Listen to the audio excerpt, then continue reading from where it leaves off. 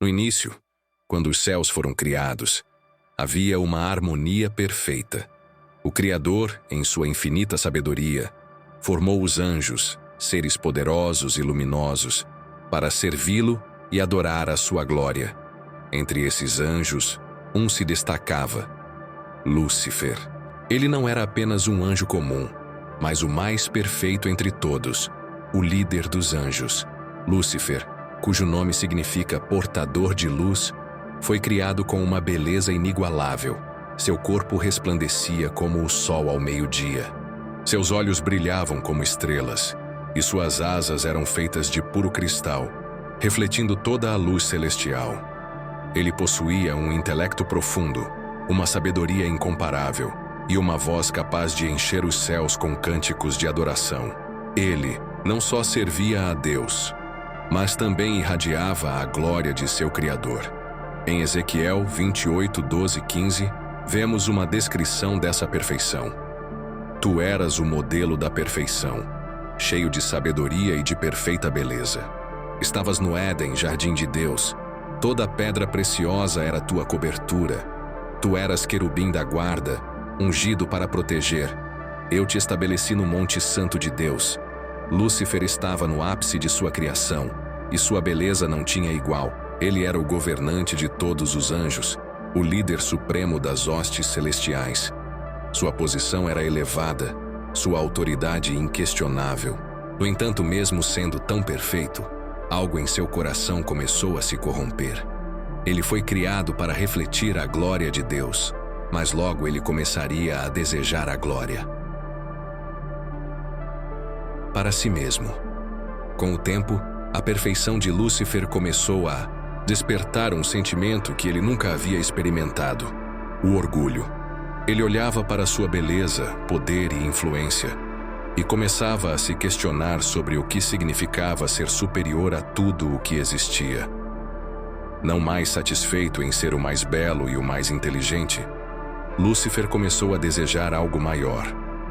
Ele queria ser o centro da adoração, a fonte da luz e, eventualmente, ser igual a Deus. Lúcifer começou a se perguntar se não seria ele mesmo digno de adoração. Afinal, sua beleza era incomparável, seu poder imenso e sua liderança indiscutível. Por que não deveria ser adorado como Deus?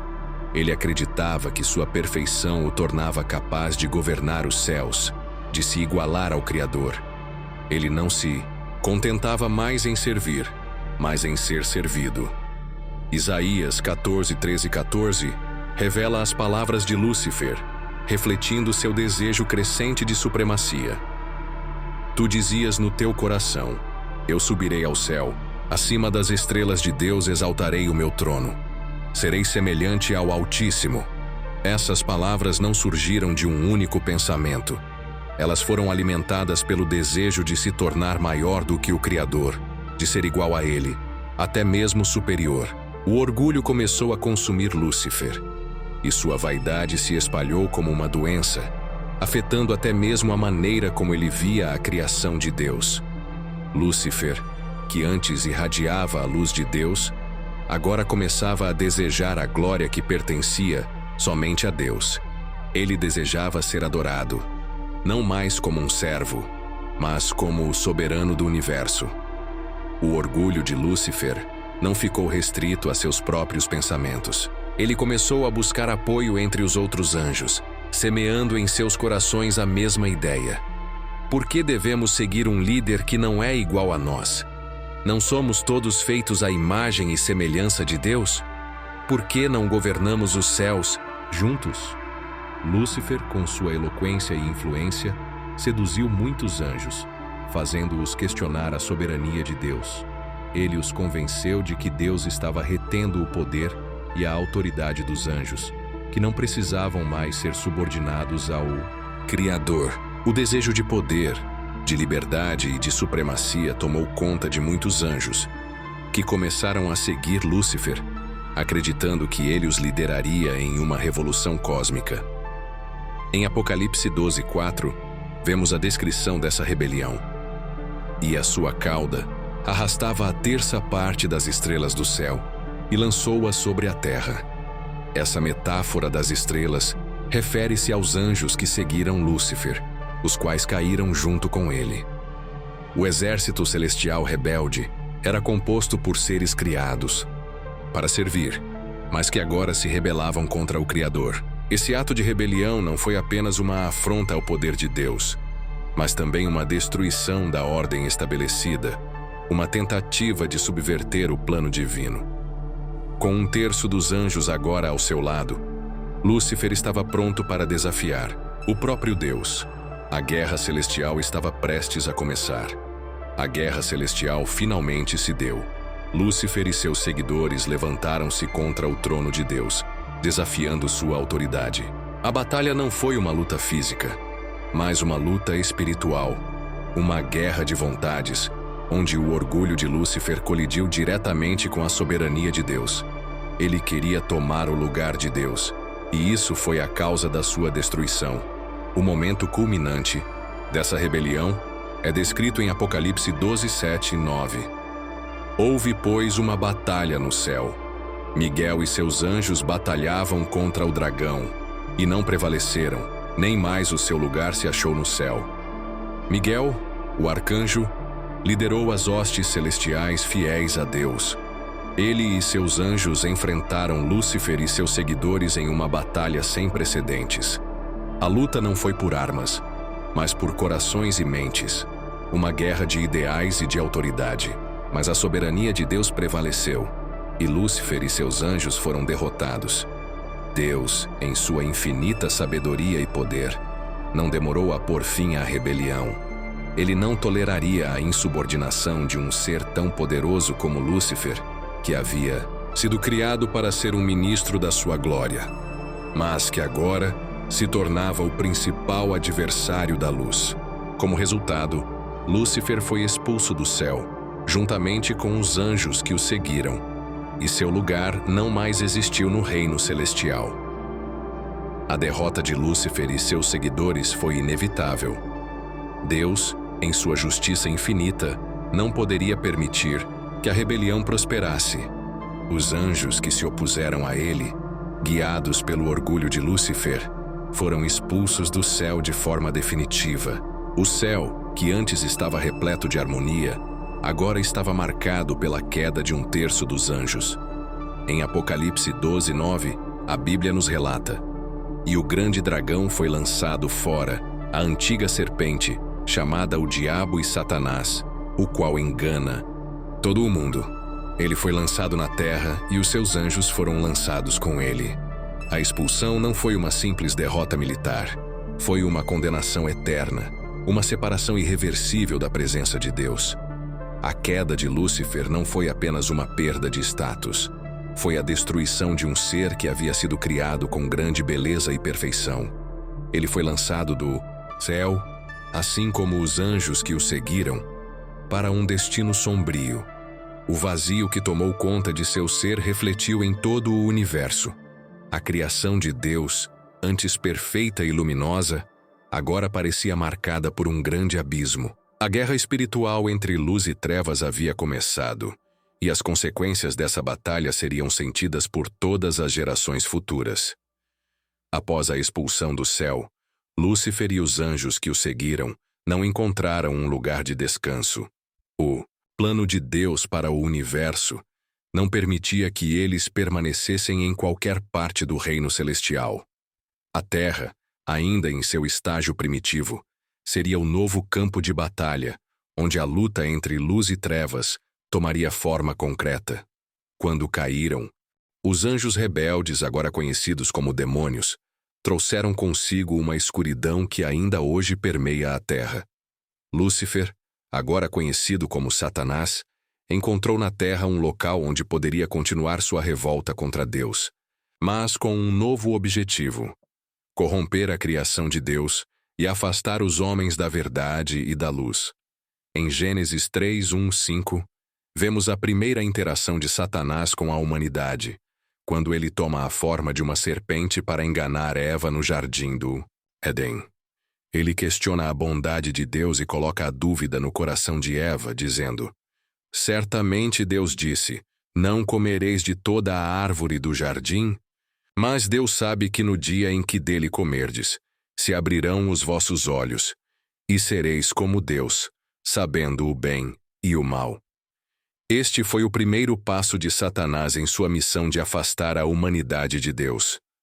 Ele não usou a força bruta para vencer, mas a manipulação, a enganação. A queda de Adão e Eva foi uma consequência direta dessa intervenção maligna.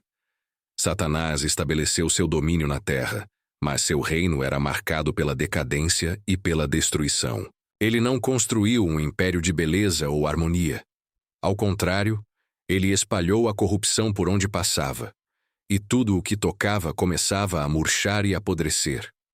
O império das sombras que Satanás criou era um reflexo de sua própria natureza, caótica, sombria e destrutiva. Ele não queria criar um reino de paz, mas um reino de dor, sofrimento e desespero.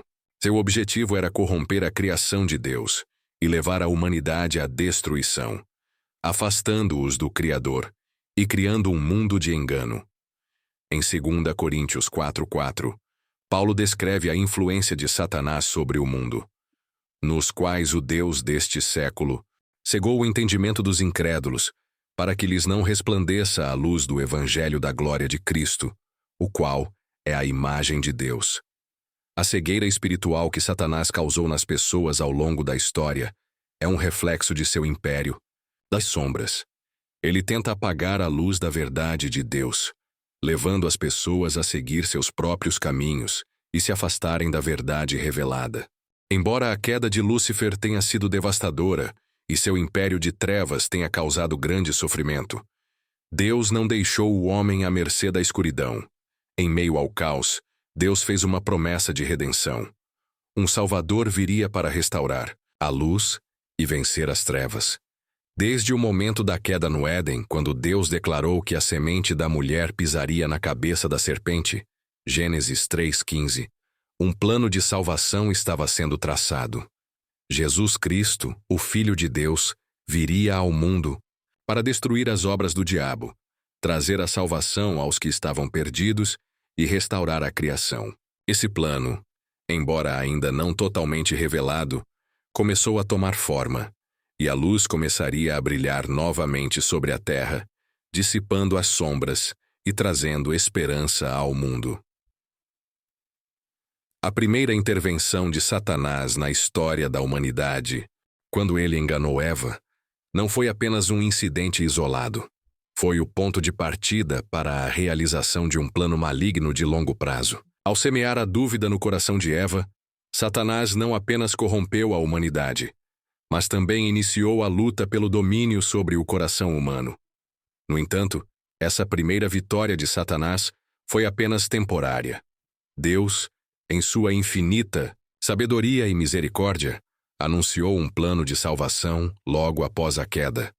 Em Gênesis 3:15, Deus fala diretamente à serpente, Satanás, profetizando que a descendência da mulher pisaria a cabeça da serpente, simbolizando a vitória final sobre o mal. E porei inimizade entre ti e a mulher, entre a tua semente e a sua semente. Esta te ferirá a cabeça, e tu lhe ferirás o calcanhar. Essa promessa foi a primeira referência ao Messias que viria. Jesus Cristo, que por meio de sua morte e ressurreição, derrotaria definitivamente Satanás. Embora a humanidade tivesse caído, Deus não os deixaria sem esperança. A batalha estava apenas começando. Com a queda do homem e o nascimento do pecado, a humanidade começou a se afastar cada vez mais de Deus.